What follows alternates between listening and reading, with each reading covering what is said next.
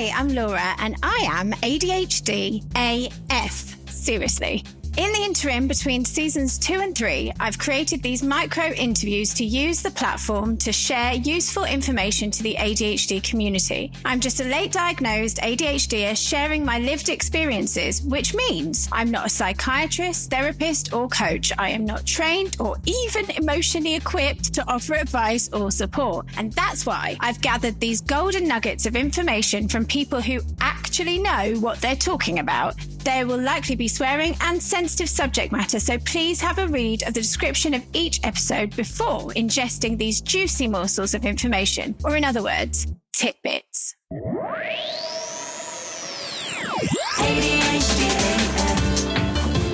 Tidbits!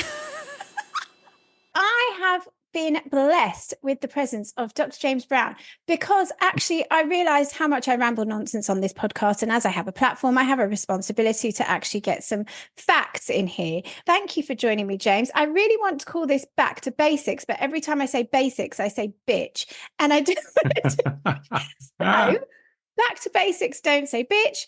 Let's start with something really basic. Why have I got ADHD? Oh, great question. ADHD is all about the brain. If you've ever watched a nature documentary and you see a giraffe or a gazelle being born, they can walk almost immediately. They get up and they can walk around and they can be fed by their mother. They're very independent. Humans went down a different evolutionary path, which was let's put all our effort in the brain. So it takes around 20 years for a brain to fully develop. And that's why as newborns, we're kind of helpless. We can't feed ourselves, we can't protect ourselves because we went all our eggs in the brain basket. Now, a third of all of your genes in your DNA are solely there to develop and run a brain. Wow. What that means is if you use the analogy of a house, so a house has blueprints, and when people build that house according to the blueprints, no two houses are exactly the same. The plastering might be a bit different. They may have fitted a light switch at a slight angle. You know, the windows might be a little bit drafty, etc. But broadly speaking, a house that's built to its blueprints is a house and it functions. If somebody builds that house to blueprints that aren't as planned, things in the house might not work as well. Doors might not close when you close them. Windows might not open, for example. Some of the plugs might not work. So the reason that ADHD develops is largely because of genetics.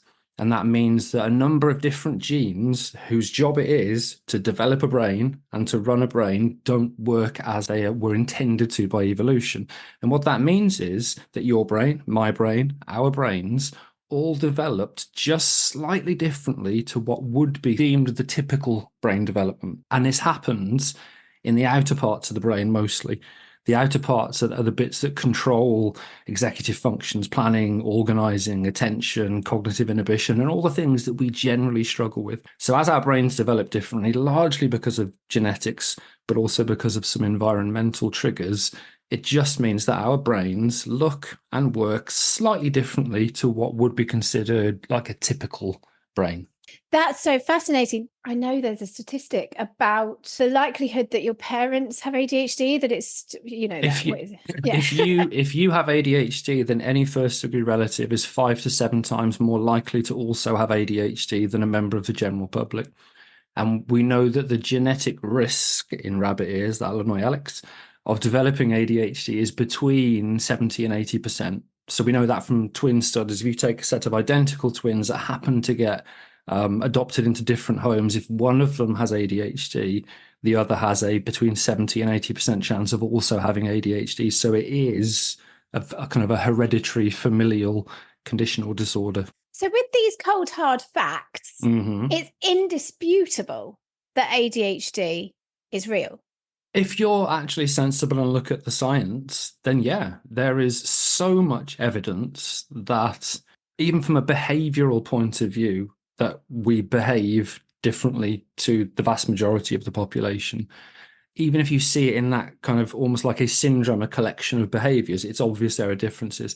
The problem when it comes to the kind of objective test, as in, you know, if you go to the doctors because you think you've got diabetes, they test your blood. If the value is above 7, then they'll say, well, you've got diabetes.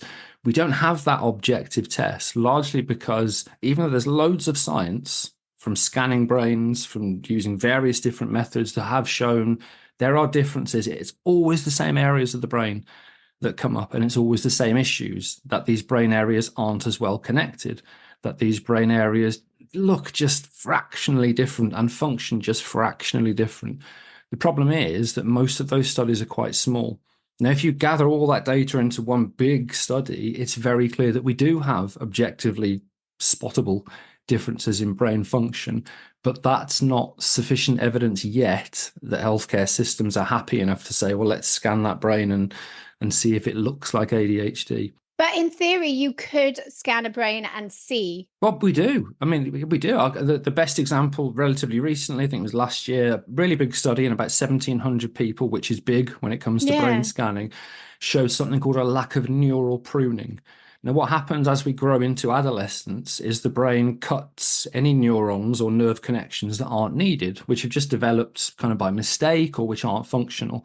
That doesn't happen in ADHD. So we sometimes have extra connections between brain parts. So that's one of the first really big studies that has shown a clear difference between the brain of somebody with ADHD and the brain of somebody without ADHD. We've got lots of evidence, but it's in kind of lots of small little pockets of studies where they've scanned 10 brains or 20 brains. And really, to be generalizable, you do need to be in the thousands. So then eventually, with more studies, do you think that that is the way it could go? Is that if somebody thought that they had ADHD, a test could be a brain scan? It's going to go one of two ways. Because brain scans are expensive. I was just about to say that. Yeah, because they're expensive, and because, let's face it, the NHS absolutely adore it, and other healthcare systems probably don't have the resource to send someone for a functional MRI scan. It'll either go down the route of brain scans, or it'll go down the route of better objective computer-based tests. So at the minute, there's something called the QB test or QB check. And this is something where your ability to pay attention to what's going on the screen is objectively measured. It's used more in children than adults because the accuracy in adults really varies from 60% to 80-odd%. I think that's more likely that before we get a brain scan, we'll have some type of computer-based test which is accurate enough to objectively say this person's behavior fits the profile of somebody with ADHD. That makes so much sense. I guess my brain was going to this place of early identification, the difference that can make to a person's life experience. I'm wondering if there's a way that my brain, I'm just like, baby pops out, put it through a brain scanner. But then with what you said about how it takes 20 years for a brain to fully form, in theory, would you be able to tell with a newborn baby's brain? Probably not with a newborn baby's. If you look at the diagnostic process, it used to be that you had to have the symptoms by the age of 7. It's now as late as 12. And because all brains develop slightly different rates, and ADHD brains develop a little bit slowly, although they do catch up, that's probably too early. Now, that's not to say that in 10 years' time, 20 years' time, there won't be a blood test, or there won't be a different form of test that could be applied to a newborn or a very young child. But certainly, if you imagine this scenario where you've got a known ADHD parent, and therefore you know the risk of ADHD is there, it wouldn't be inappropriate to plan for an early test in that child rather than just casting them aside and waiting until there's some issues at home or at school to start the ridiculous process of then trying to get an assessment. Yeah, absolutely. That makes so much sense. I can't think of anything else that I want to ask you that might fit into this nugget. Like, you're the most efficient person at answering a question that has ever lived.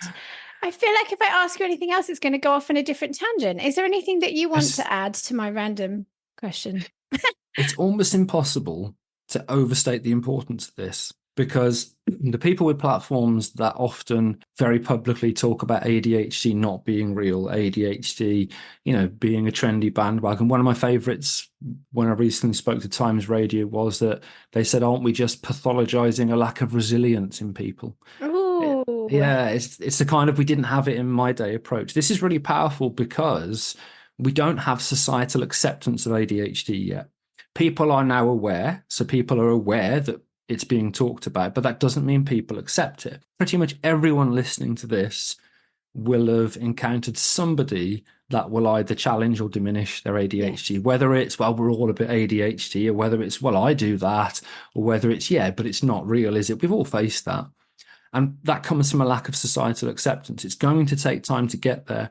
And therefore, it's really important that we get a good objective test, so you can shove it up the arse of someone like Dominic Lawson, who wrote an op-ed piece in January. So you can actually show it to employers or show it to people who may challenge whether it's real and say, no, this is. If I told you I had diabetes, you wouldn't say, well, that's made up, isn't it? I mean, you're self-identifying as diabetic there, aren't you? Yeah.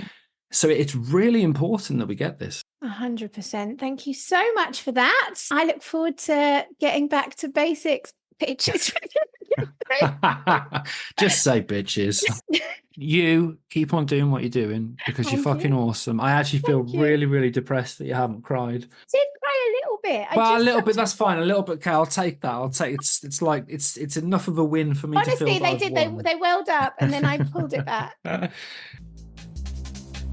I hope you enjoyed that tidbit from an expert. If so, please comment in the Q&A on Spotify or leave a review wherever you're listening, and I might just keep creating them alongside season 3, which is coming right up with some full-length interviews with absolutely legendary ADHD AF guests. If, like me, late diagnosed ADHD left you feeling like an alien, you are not alone.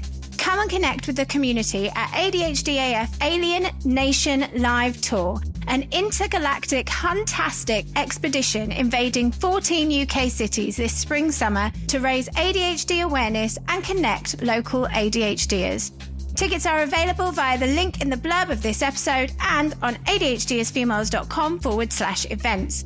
These very special live shows explore going from the feelings of alienation to discovering an alien nation. There's a whole planet of us. I hope to see you in real life there and/or chat to you on Discord or over Zoom on the online peer support community Planet ADHD AF.